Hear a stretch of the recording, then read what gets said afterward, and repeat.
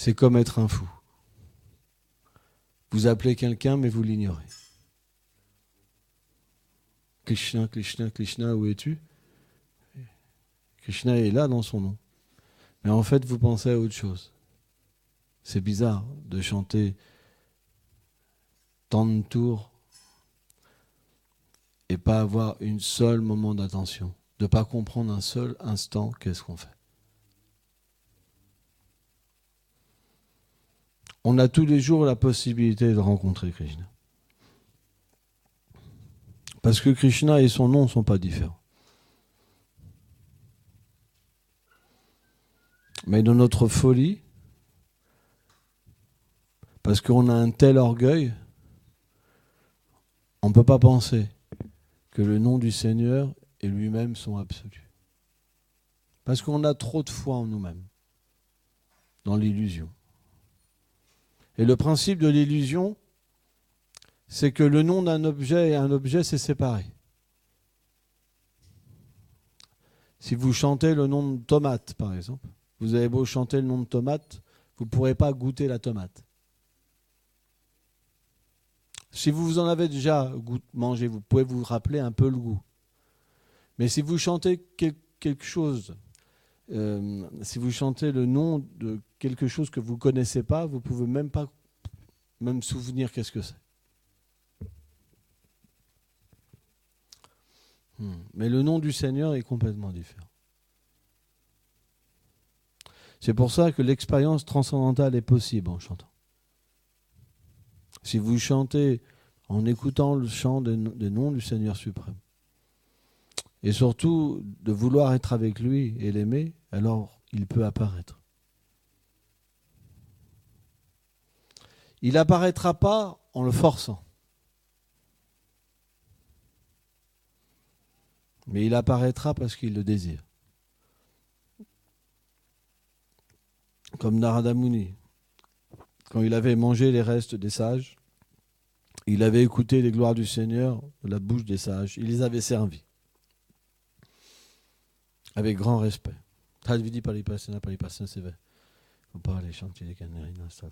Krishna explique ça. Il dit qu'on doit approcher des gens qui ont eu ce darshan du Seigneur suprême. Pourquoi? Parce que quand ils parlent, ils savent de quoi ils parlent. Ce n'est pas de l'imagination. Ils ont eu ce contact, mais pas avec le corps matériel, dans leur corps transcendantal. On ne peut pas voir le Seigneur avec des yeux matériels. Donc quand on chante le pur nom, le Seigneur apparaît et en même temps, notre identité éternelle apparaît. C'est l'expérience de la Swarup-Siddhi. On peut marcher dans la demeure du Seigneur. Et celui qui a cette expérience, qu'est-ce qu'il réalise? Il réalise que dans ce monde matériel, les gens font la même chose. Ils ouvrent une porte, par exemple. Et dans le monde transcendantal, on ouvre aussi une porte. Dans le monde matériel, on marche, attiré par quelqu'un. Et dans le monde transcendantal, on marche aussi attiré par quelqu'un. Mais la différence, c'est que dans ce monde transcendantal, les personnes avec qui on est attiré, elles nous procurent un bonheur qui ne peut pas être décrit par des mots matériels. Parce que même quand on dit un océan, c'est rien. C'est rien.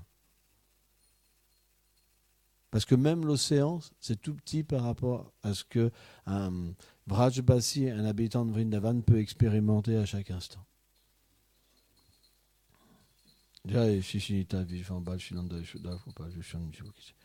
pourquoi on ne peut pas expérimenter ça?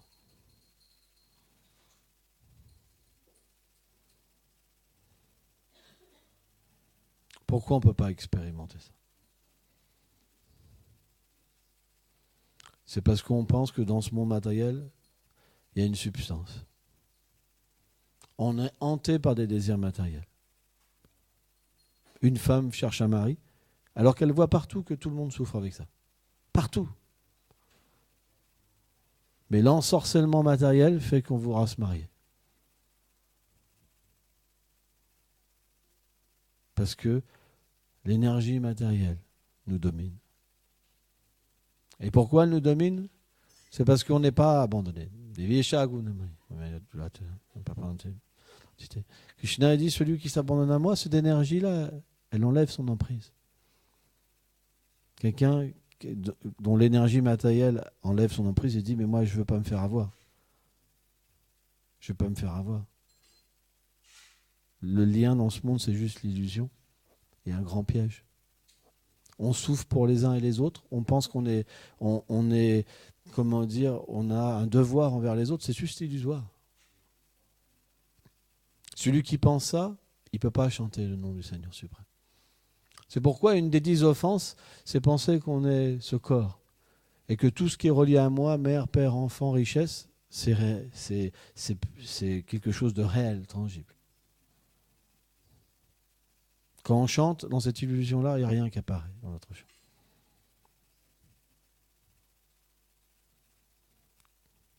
Quelqu'un qui pense comme ça, il ne vient pas écouter la Harikata, les gloires du Seigneur suprême.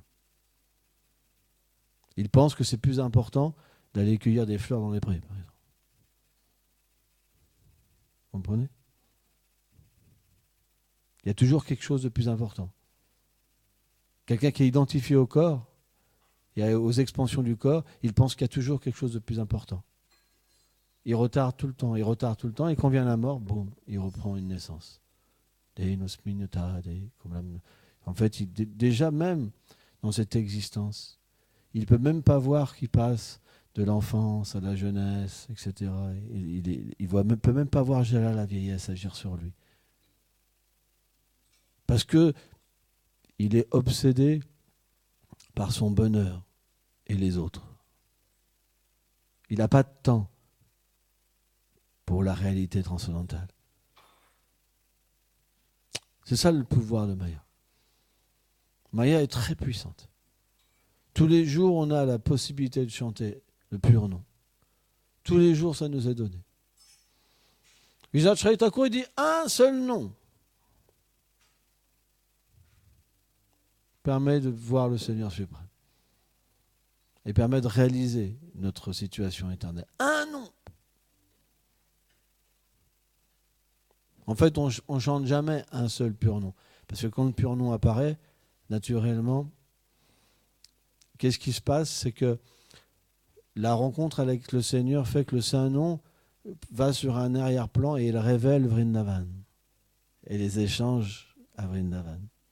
Quand on est dans cette position-là, on ne peut pas arrêter de chanter. C'est le pur nom. Il n'y a pas qu'un seul nom. Et simplement, quand Krishna décide que ça s'arrête, alors le nom repasse en premier plan et la vision transcendantale nous quitte. Et à ce moment-là, on peut se souvenir du Seigneur suprême, purement, et pleurer.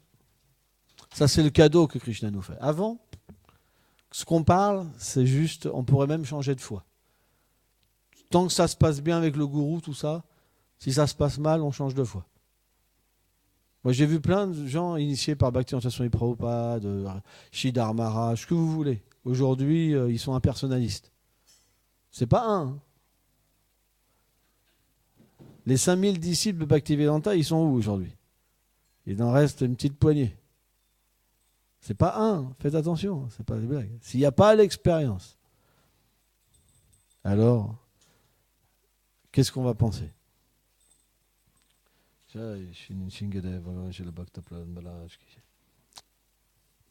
S'il y a l'expérience, qu'est-ce qu'on va penser? Est-ce que c'est vrai tout ce que j'entends?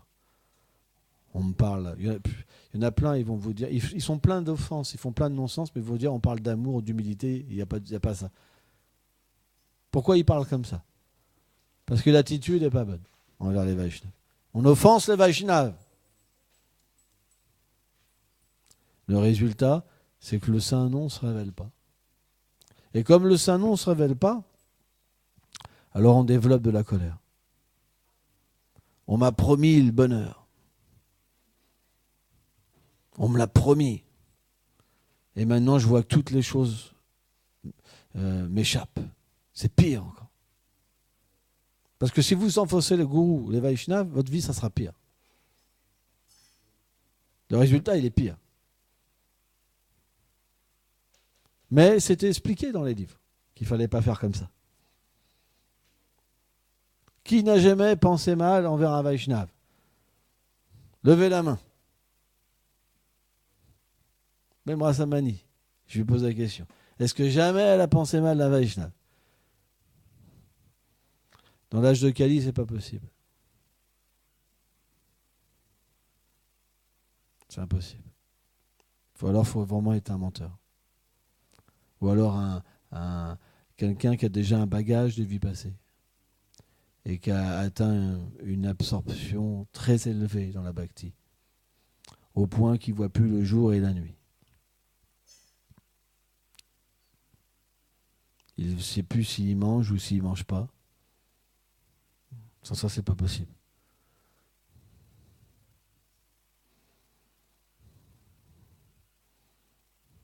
Donc bien que on nous a appris dans les livres qu'il ne fallait pas offenser les Vaishnavas, parce que si l'attitude est bonne envers les Vaishnavas, alors on va devenir heureux. Mais on a quand même critiqué. Pourquoi? Parce que quand on critique, alors on se crée une personnalité. Regarde celui-là, regarde celui-là. En fait, ça veut dire regarde-moi, regarde-moi, regarde-moi. Lui, il n'est pas qualifié, mais moi, je peux voir qu'il n'est pas qualifié. Regarde, je suis tellement grand, tellement beau. Comprenez le problème? Alors, sur le moment, tout se passe bien quand on parle de ça. On nous adore. Mais la réaction de Vaishnava Parade, c'est comme le Seigneur aime ses dévots, alors les désirs matériels vont réapparaître.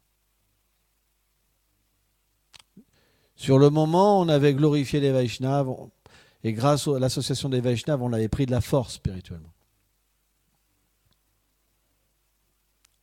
Mais le problème, c'est que au tout début de la dévotion, et même à un certain niveau encore, on pense que c'est grâce à nous qu'on a eu la force.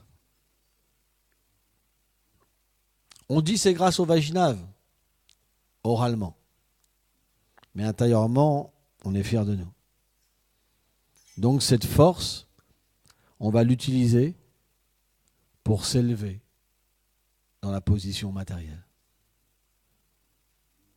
Et les gens vont croire en nous, parce qu'on parle avec détermination, avec force.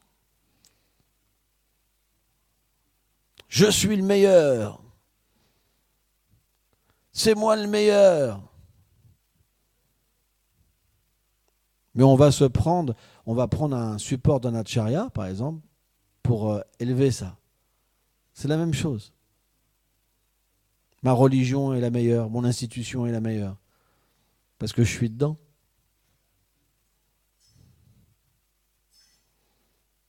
Et graduellement, alors le Seigneur devient mécontent.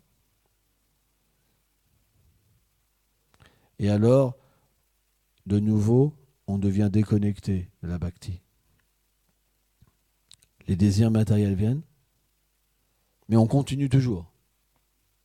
Encore plus fort, parce qu'on souffre. Et finalement, on devient attiré par une femme ou par un homme. Et on tombe.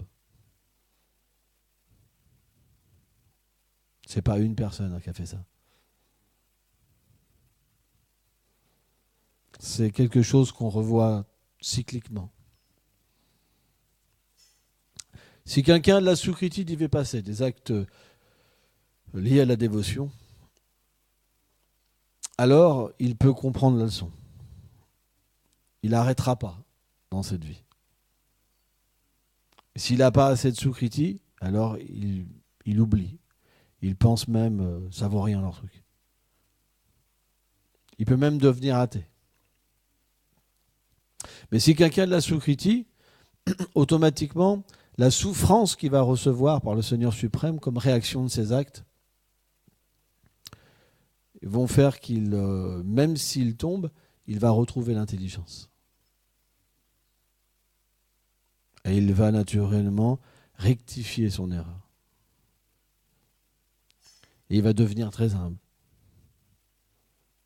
en tombant au pied des Vaishnavas, en se repentant au pied de la déité. Et Krishna va graduellement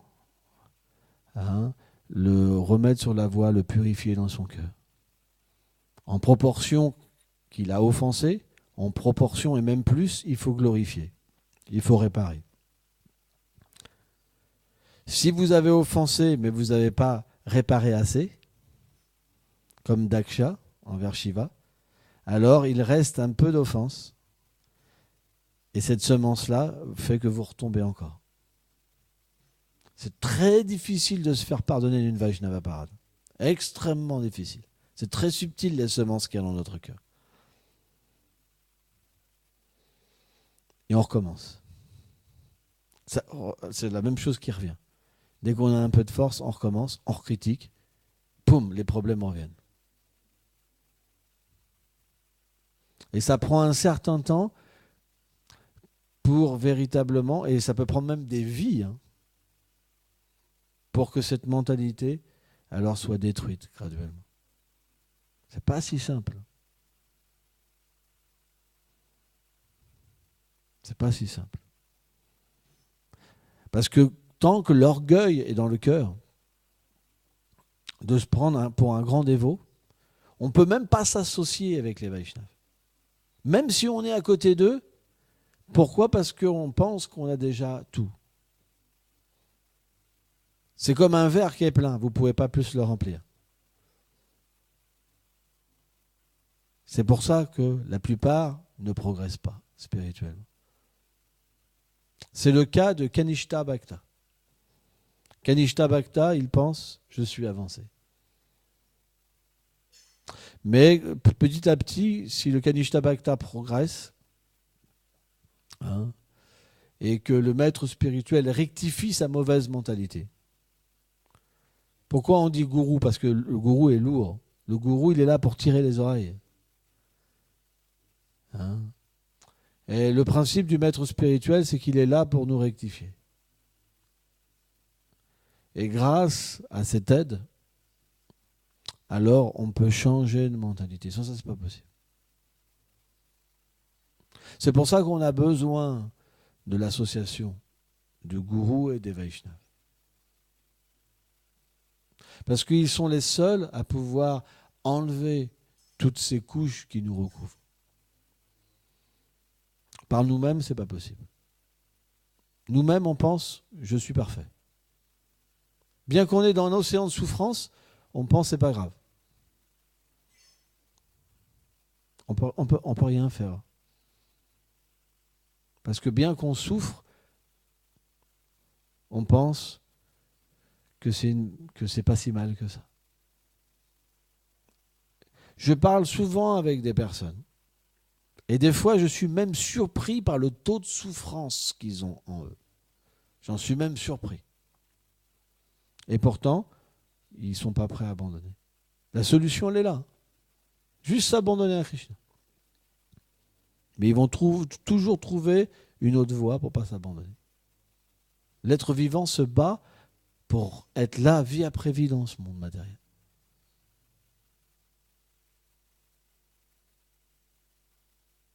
C'est l'ensorcellement de Maya.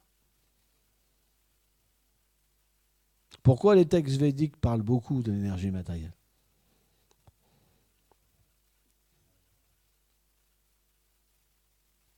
Parce que dans le stade néophyte de la spiritualité, c'est la première chose qu'on voit. Dès qu'on progresse un peu et qu'on peut comprendre la nature de l'âme, alors on voit comment l'énergie matérielle ensorcelle les êtres vivants.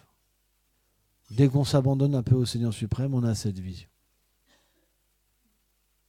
Mais le sujet principal des Védas, ce n'est pas les trois gunas.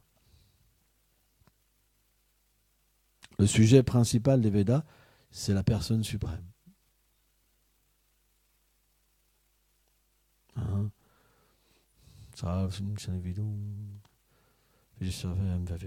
Krishna dit le but la conclusion des Védas.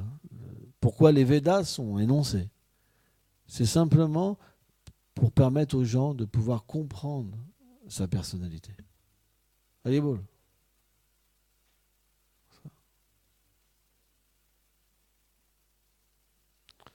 Juste pour pouvoir comprendre sa personnalité. Parce que si on peut comprendre la personnalité du Seigneur suprême, naturellement, on peut se comprendre nous-mêmes. Krishna dit, il dit, celui qui comprend mes activités, mon apparition, il est libéré. C'est pourquoi la condition de l'esclavage matériel, c'est juste parce qu'on a oublié qui était le Seigneur suprême. Il y a tellement de voix où on ne parle pas de la personne suprême. C'est la majorité des voix dans ce monde. Vous vous êtes jamais demandé pourquoi il y a tant d'inventions? Pourquoi on invente des mères divines?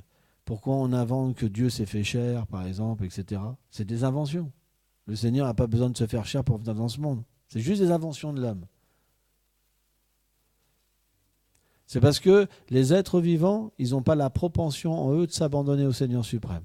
Donc ils créent quelque chose. Parce que quand l'abandon est complet, alors on peut voir la réalité. Mais quand l'abandon n'est pas complet, on perçoit quelque chose selon notre niveau de conscience. C'est comme une imagination. Et ce n'est pas la réalité. C'est pour ça que Krishna dit Yada Yada Amasya. Il vient dans ce monde pour montrer ses activités, pour faire voir quel est son nom, quels sont ses attributs. Il envoie ses dévots pour établir la réalité transcendantale. C'est pour ça, sans accepter une filiation spirituelle authentique, on ne peut pas développer notre relation avec le Seigneur suprême. Parce que la connaissance n'est pas pure.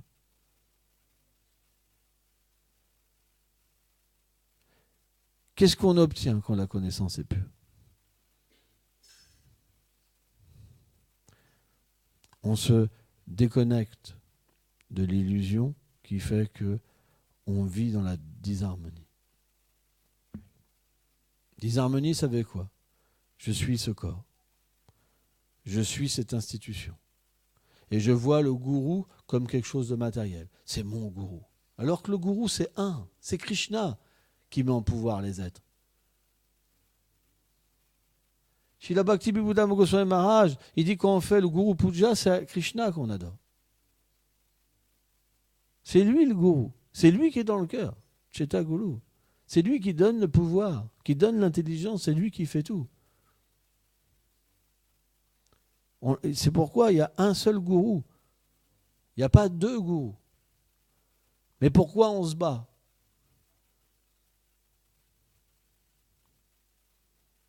C'est un non-sens. Parce que je pense que, en fait, quand je prends part de mon gourou, c'est moi que je glorifie. Encore une fois.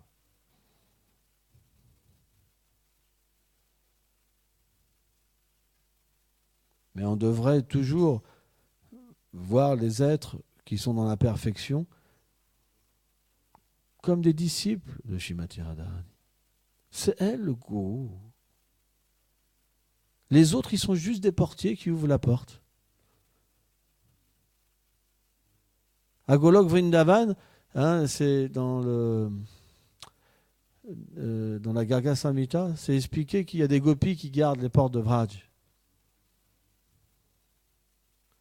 Et le gourou, c'est un gardien, en fait, qui vient et qui ouvre la porte. Pour ceux qui sont qualifiés. Ceux qui sont vraiment une bonne mentalité, alors il peut leur ouvrir la porte. Mais qui est le gourou? C'est Radharani. Celui qui se pose comme un gourou, c'est pas un gourou. Parce qu'il amène les gens à lui. Mais le véritable gourou, c'est un représentant de Srimati Radharani. c'est pas qu'il pense que c'est à moi le temple. Il peut pas dire c'est mon temple. C'est mes disciples. C'est une illusion. Un véritable gourou, il voit que tout est relié à une cause supérieure. C'est pour ça qu'il ne se bat pas pour une institution. Il ne se bat pas pour des disciples. C'est pas possible. Sans ça, il n'est pas pur. Comment quelqu'un qui sait la position de Radharani, qu'il sait que tout est contrôlé par elle, que tout agit par elle, parce que Krishna est dominé par Radharani. Comment une personne comme ça pourrait penser quelque chose m'appartient, j'ai un pouvoir?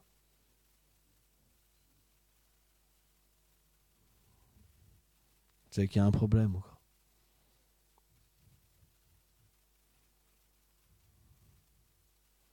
C'est pourquoi on doit véritablement bien connaître la philosophie et bien enseigner, de devenir le serviteur du serviteur du serviteur du serviteur. Mais le gourou, c'est Radharani. Qu'est-ce que ça veut dire, gourou? C'est celui-là qui a le plus d'amour. C'est celui-là qui a le plus de connaissances. C'est celui-là qui est le plus qualifié pour servir Krishna. Quelqu'un qui a plus de qualifications, il apprend à quelqu'un qui a moins de qualifications. C'est ça le principe d'un professeur, non?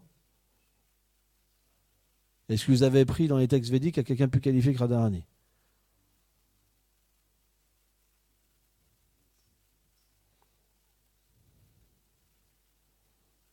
Comprenez?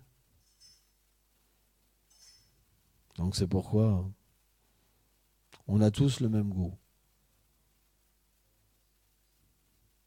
Il n'y a pas deux goûts. Mais pourquoi on se bat? C'est parce qu'à cause de notre mauvaise attitude, on ne peut pas voir qu'il y a un gourou. Et parce qu'on a une mauvaise attitude, on voit plusieurs gourous.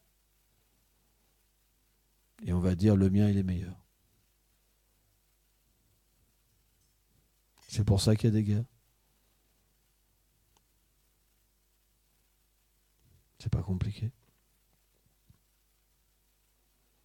Mais ceux qui ont désir du pouvoir, le gourou qui désire du pouvoir, il parle pas comme ça. Parce qu'il a peur que les autres ils partent dans d'autres endroits, parce que c'est un finalement.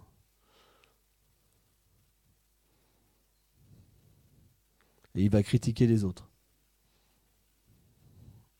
En disant que là-bas, il y a quelque chose qui ne va pas.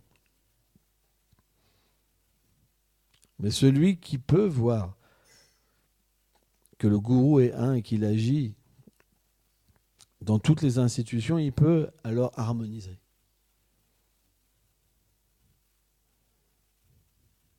Vous comprenez? Par exemple, certains Vaishnavas disent qu'il ne faut pas collecter de l'argent.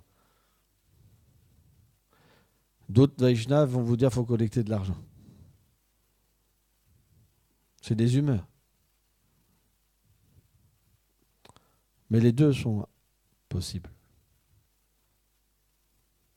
Bhaktivedanta, il a collecté de l'argent.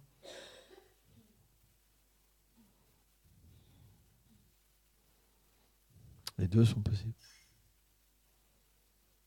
C'est pourquoi on peut voir que Srimati Radharani aussi peut influencer des grands Vaishnavas qui sont qualifiés différemment aussi. Avoir différentes humeurs. Et donc si on comprend ça, on peut comprendre que dans la pureté, il y a aussi la querelle.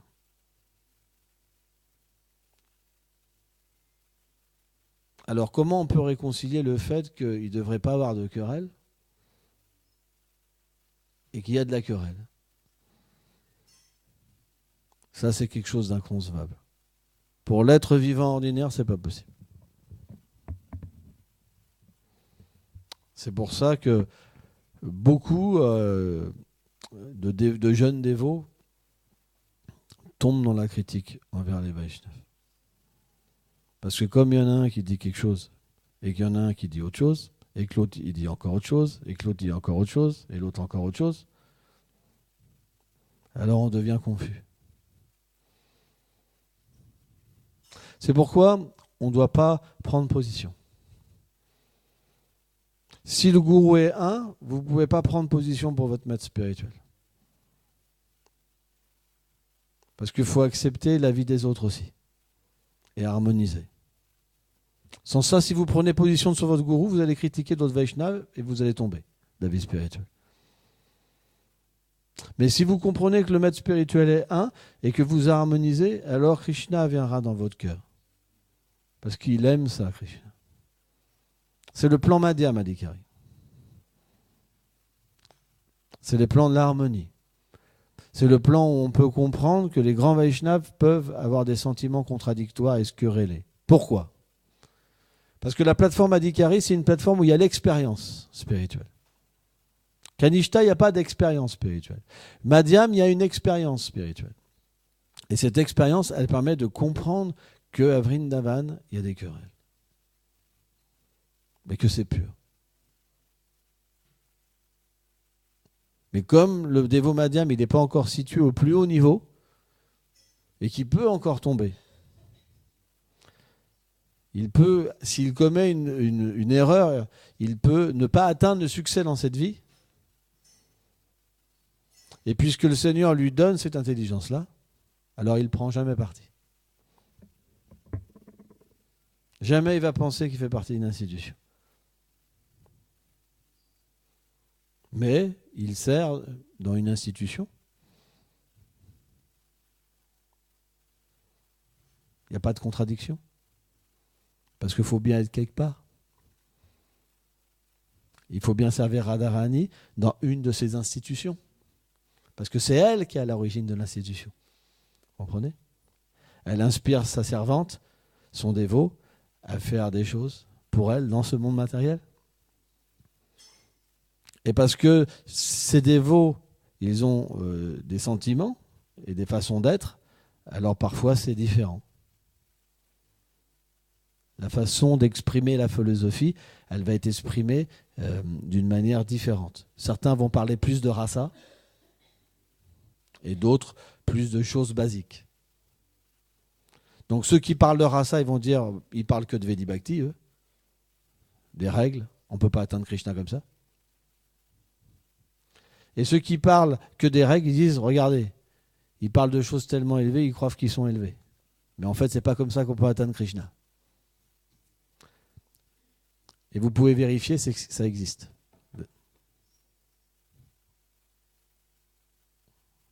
Donc il faut harmoniser. On n'a pas le choix. Si on veut progresser et chanter, alors il faut... Là, on parle de grands Vaishnavas, on ne parle pas de petits Vaishnavas, on parle de grands Vaishnavas. Hein. Donc il faut harmoniser. Hein. Il faut se faire aider par les Madhyam Adhikari. Le Madhyam, c'est celui qui comprend l'harmonie. L'Uttama, parfois, il agit en règle.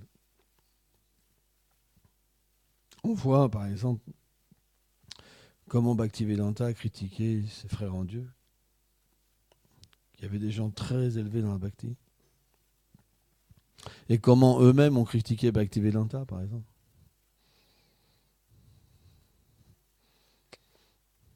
Donc c'est difficile à comprendre, mais on doit harmoniser. Et pas entrer dans une conception corporelle des Vaishnavas.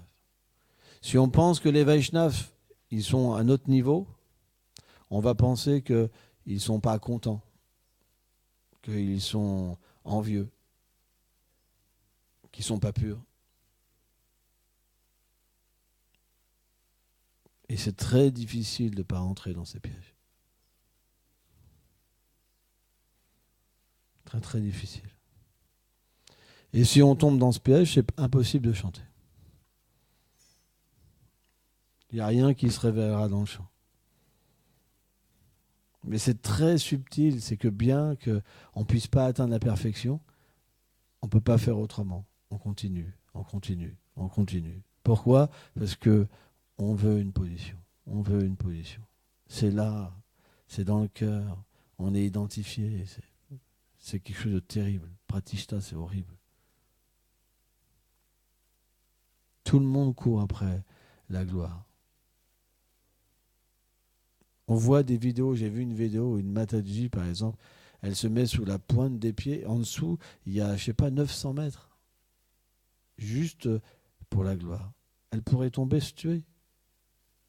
Pourquoi faire des choses aussi stupides ?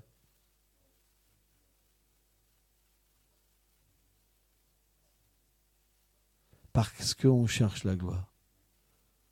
Pourquoi on escalade des monts, Mont Everest ?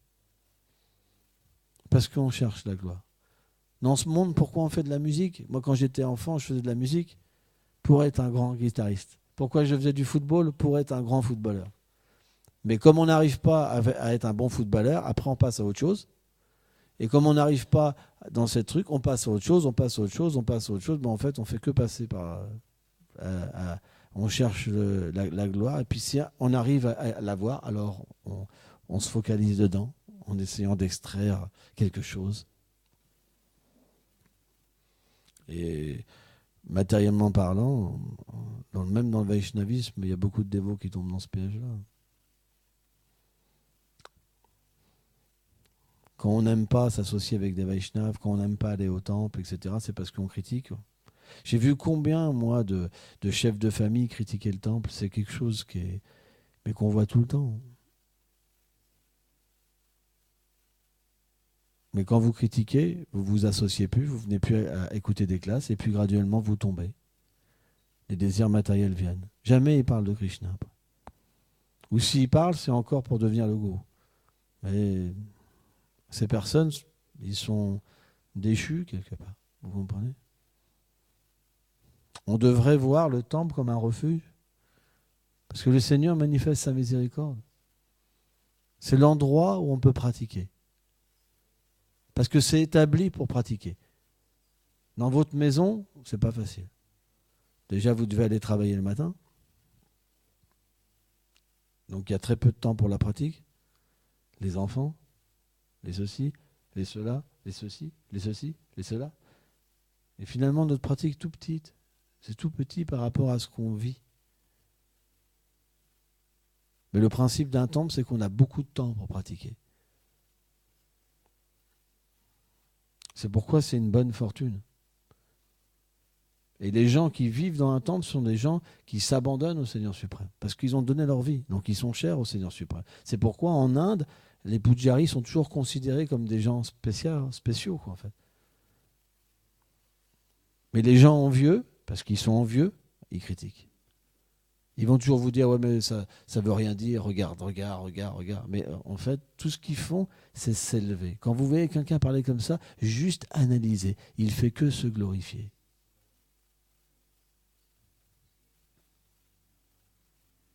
Et si vous regardez bien sa vie, c'est tout le contraire. Donc, il ne faut pas écouter ça. Ça, c'est pas un gourou.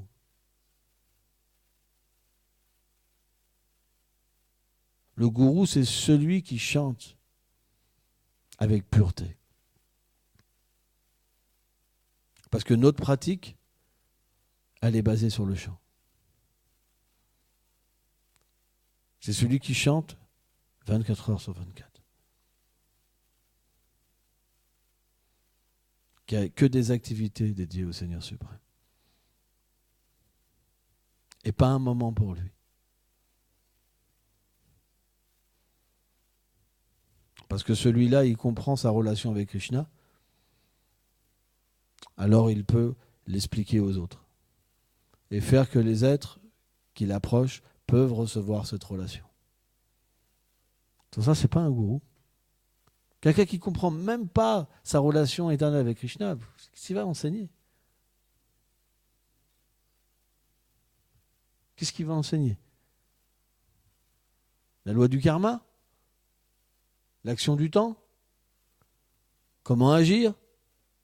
Qui est Dieu ? Qui est l'âme ? Mais la pratique, elle est où ? La réalisation spirituelle, elle est où ?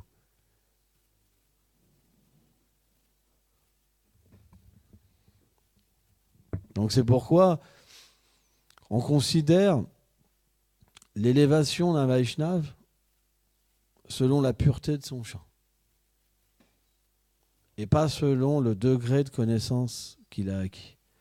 Haridas Thakur explique ça dans Harinam Chintamani.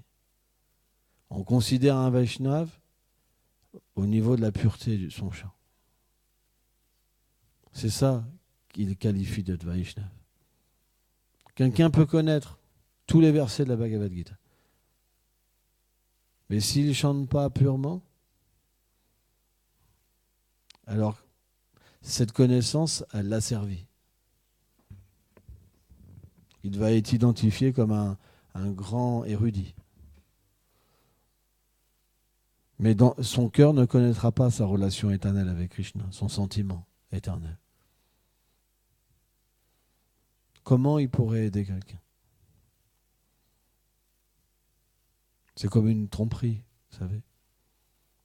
C'est pour ça que chez la Bhaktivedanta Narayana Goswami Maharaj, il dit que le gourou, il doit au moins avoir eu, au moins une fois, comme Narada Muni, quand il était, après être enfant, quand il est parti, il doit pouvoir au moins avoir eu le darshan du Seigneur suprême. Au moins une fois. Sans ça, c'est pas un gourou. Il ne peut pas donner Krishna. Parce qu'il n'a pas même le souvenir de Krishna. Même quand il parle, il n'a pas le souvenir de Krishna. Il ne connaît pas Krishna. Mais si vous écoutez quelqu'un qui a eu cette expérience-là, alors le désir de rencontrer Krishna viendra en vous. C'est juste question de temps. C'est pour ça que l'association, c'est la chose la plus importante. Si vous êtes mal associé, vous aurez des désirs. Vous pleurez quand est-ce viendra un mari, quand est-ce viendra mon mari. Le prince charmant, le truc qui est complètement illusoire, qui va vous égarer de votre réalité. Mais celui qui entend parler quelqu'un qui a vu le Seigneur suprême, alors il peut se détacher de ça.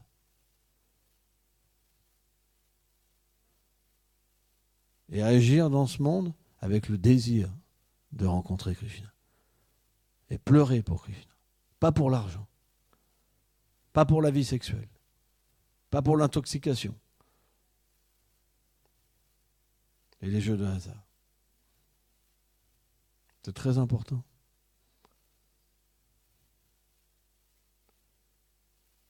L'attachement qu'on a pour les êtres vivants, on reçoit ce qu'ils ont dans leur cœur. Si vous attachez à des Vaishnavas, alors vous recevez Radha et Krishna.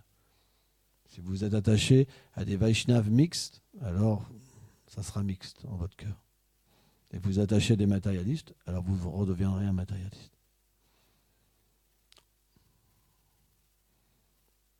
Parce que le Seigneur est comme ça, il donne le fruit de l'association. C'est pourquoi les Shastras expliquent qu'on doit couper avec la mauvaise association. C'est un devoir. De ne pas s'associer avec les gens qui sont attachés à la vie sexuelle, par exemple. C'est destructeur pour la vie spirituelle. Ne pensez pas que c'est des paroles en l'air, parce que c'est les paroles des Écritures. Et si vous défiez les Écritures, alors vous serez ravagé dans votre cœur. Parce que c'est normal. Si vous vous associez avec un voyou, vous devenez un voyou. Moi, j'ai expérimenté ça quand j'étais jeune. Je suis la même personne, sauf que l'association a changé. Quand j'étais jeune, j'ai vécu dans un gang. Donc je peux parler de ça, moi. Je peux parler de ça. J'ai frappé des gens à mort, moi. Je peux parler de ça. Vous comprenez? Et maintenant, je ne pourrais même plus faire de mal à une mouche. Mais tout ça par l'association, c'est pas des blagues. Qui viennent me voir, qui disent que je suis quelqu'un de sectaire. Je vais leur faire voir comment j'étais avant et les gars que je fréquentais, ils vont comprendre. Ils vont dire oui, tu as bien raison, c'est mieux maintenant. Hein? Je vais vous faire voir des gens que je fréquentais avant, rien que vous les voyez, vous avez le corps qui tremble. Tellement ils dégagent des mauvaises choses. Donc c'est une réalité. C'est pas des paroles d'un fanatique. Moi, je ne suis pas fanatique, je suis pratique. Vous comprenez? Pratique, ça veut dire l'expérience. Fanatique, c'est parler de quelque chose qu'on croit, là-haut, il y a le truc là-haut, là, il n'y a pas eu d'expérience. Et puis on dit, oui, tu vas aller en enfer.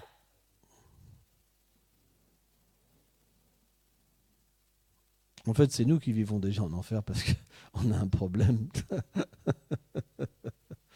Parce qu'on voit le mal partout. Hein? Mais qu'est-ce que c'est la véritable religion? C'est de pouvoir tout engager pour le Seigneur suprême. On peut faire du rock, on peut faire du rap, on peut faire toutes sortes de choses. Jouer des instruments, avoir des enfants, avoir une vie de famille, on peut tout faire, mais avec la bonne conscience. Pourquoi? Parce que dans le monde transcendantal, la musique existe. La vie de couple existe. Les mères de famille, elles ont des enfants. Sauf que tout est éternel.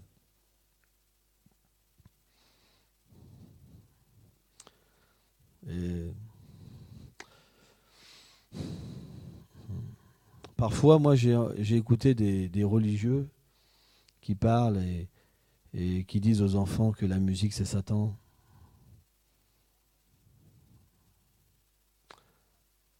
Mais parce qu'eux-mêmes, ils sont influencés par l'énergie matérielle. Satan, c'est juste l'énergie matérielle. Parce qu'ils pensent que quelque chose est séparé du Seigneur suprême. Regarde Dakshana Paketi. Mais Krishna, il dit, même cette énergie matérielle, elle est sous mon contrôle. C'est simplement qu'on doit apprendre aux gens à utiliser les choses en relation avec la réalité du Seigneur et de la relation qu'ont les êtres avec le Seigneur suprême. À ce moment-là, les gens peuvent comprendre les paroles de la Vaishnava. Alors c'est sûr, hein, vous prenez le petit passage que j'ai dit, vous en prenez plusieurs comme ça, et puis vous me faites passer pour un kamikaze. Hein. C'est facile. Hein. Parce que pour établir le bon standard, les Écritures védiques expliquent qu'on est obligé d'avoir une sorte de critique. Mais c'est une critique positive. Pour établir la pure dévotion, on doit établir ce qu'il ne faut pas faire. Et à partir de là, quelqu'un peut abandonner les mauvaises manières pour accepter un sentiment qui lui permettra de progresser spirituellement. Or, l'association, c'est ce qui va nous permettre de progresser dans un premier temps. Il n'y a pas le choix.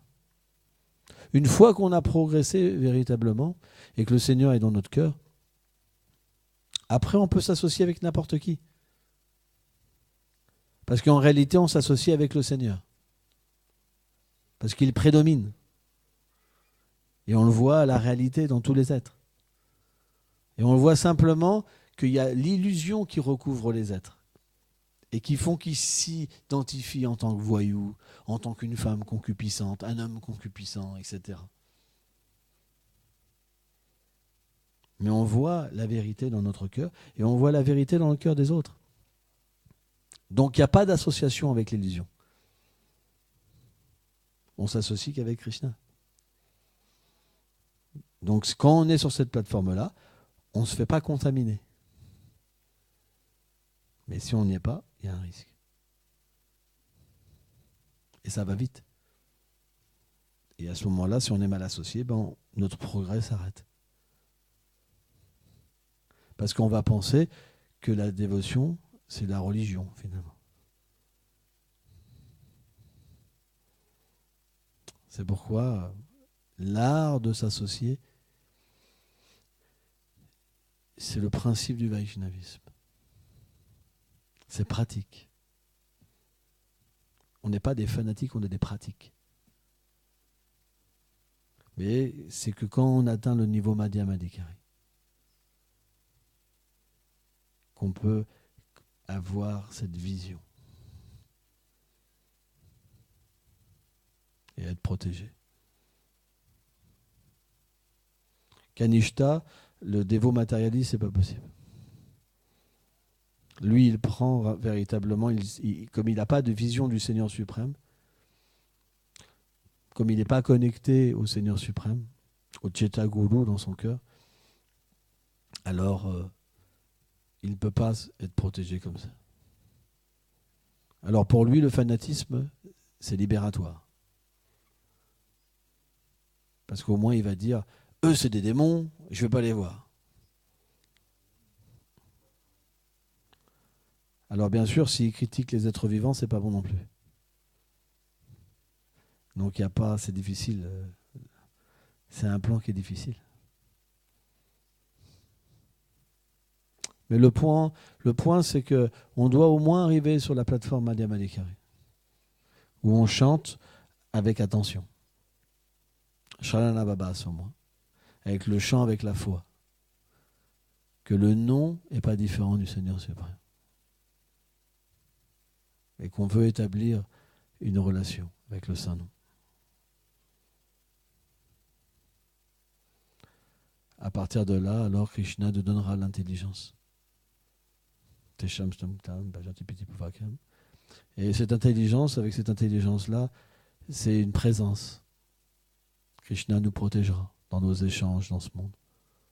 Pour ne pas juger. Pour avoir la compassion. Pour avoir l'amour pour les êtres vivants. Et pour rejeter le fait de chercher une position. On va pouvoir voir notre problème. Quand on va parler, on va voir notre problème. Il nous donnera le pouvoir de progresser.